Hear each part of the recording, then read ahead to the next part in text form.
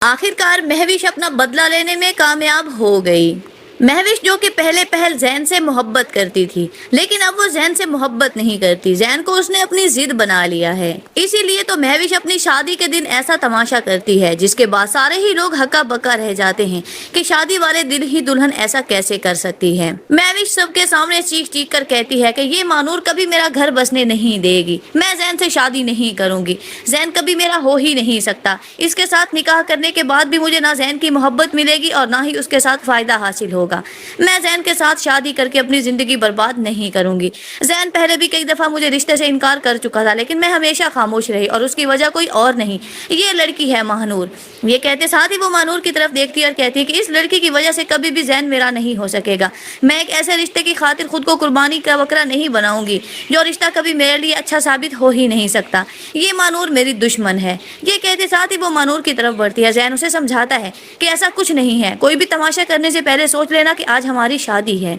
लेकिन महविश बाज नहीं आती। वो महानूर के पास जाती है और उसे कहती है कि तुम्हारे दिल को ठंडक मिल गई ना, यही चाहती थी ना तुम, मेरा और जैन का रिश्ता खत्म हो गया हम दोनों का रिश्ता खत्म, अब तुम्हारे दिल को सुकून मिल गया ना। तब महानूर महविश से कहती है कि ऐसा कुछ नहीं है, मैं कभी जैन से मोहब्बत करती ही नहीं हूँ। जैन की मोहब्बत यकतरफा थी, मैंने कभी जैन के बारे में ऐसा कुछ नहीं सोचा था। लेकिन महविश खामोश नहीं रहती और वो सबके सामने कहती है कि एक ऐसी लड़की को अपना बनाओगे जिसके फैमिली का नहीं पता, जिसके घर वालों का नहीं पता और ये भी नहीं पता कि ये जायज है या नाजायज, क्योंकि आसिया आंटी ने कभी भी अपने शौहर के बारे में नहीं बताया। और जिस लड़की के बाप का भी पता ना हो तुम उसके साथ रिश्ता जोड़ने के लिए मुझे इस तरह सबके सामने जलील करोगे। ये सुनने के बाद जैन कहता है कि अपनी जुबान को लगाम दो, किसी के बारे में इस तरह बहतान बकने से बेहतर है कि तुम यहाँ से चली जाओ। तब आसिया आगे बढ़ती है और महविश से कहती है कि ये मेरी बेटी है और इसका बाप कौन है ये मैं अच्छी तरह से जानती हूँ, मुझे किसी को वजाहतें देने की जरूरत नहीं है। तुम्हें किसी ने ये हक नहीं दिया कि तुम मेरी बेटी से इस तरह भरे मजमे में सवाल जवाब करो। महविश मुस्कुराती है और आसिया की तरफ देखकर कहती है कि अपने गुनाह छुपाने की खातिर कितने झूठ बोलेंगी, क्या आप बताना पसंद करेंगी कि आपकी इस बेटी का बाप कौन है।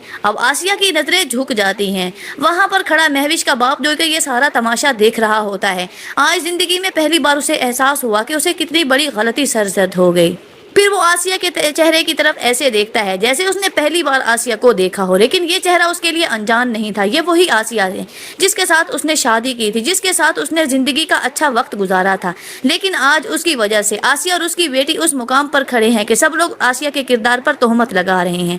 दिलावर आगे बढ़ता और आसिया से कहता है कि तुम यहाँ पर कैसे, और क्या ये लड़की जिसके ऊपर इतना बड़ा बहतान लगाया जा रहा है ये मेरी बेटी है। आसिया एक लम्हे के लिए खामोश हो जाती है और दिलावर के चेहरे की तरफ तकती जाती है। ये चेहरा उसके लिए भी बहुत जाना पहचाना सा था। इतने साल नहीं गुजरे थे कि वो दिलावर के चेहरे को ही भूल जाती, लेकिन वो उसकी तरफ से नजरें चुरा लेती है। मानूर आगे बढ़ती अपनी माँ से सवाल करती है, अम्मी आप दिलावर अंकल को कैसे जानती हैं। आसिया खामोश हो जाती है। दिलावर कहता है कि मैं बताऊंगा कि आसिया मुझे कैसे जानती है। इसके बाद दिलावर सारे राज खोल कर देता है, जिसको सुनने के बाद सब लोग हैरान होते हैं। खास तौर पर महविश का तो मुंह ही बंद हो जाता है। लेकिन उससे भी बड़ा सच जो महविश के सामने आता है और वो है ये कि जिस औरत के किरदार पर वो बहतान लगा रही थी, जिसकी बेटी को बद किरदार कह रही थी और उसकी माँ के किरदार पर भी कीचड़ उछाल रही थी, वो कोई और नहीं बल्कि आसिया उसकी सगी माँ और महानूर उसकी सगी बहन है। फिर ये सारी हकीकत जानने के बाद क्या होगा महविश का रिएक्शन, क्या कभी वो खुद को माफ कर पाएगी इस बहतान के लिए जो उसने अपनी माँ पर लगाया, या उस जुल्म के लिए जो उसने महानूर पर किया, उसे अगवा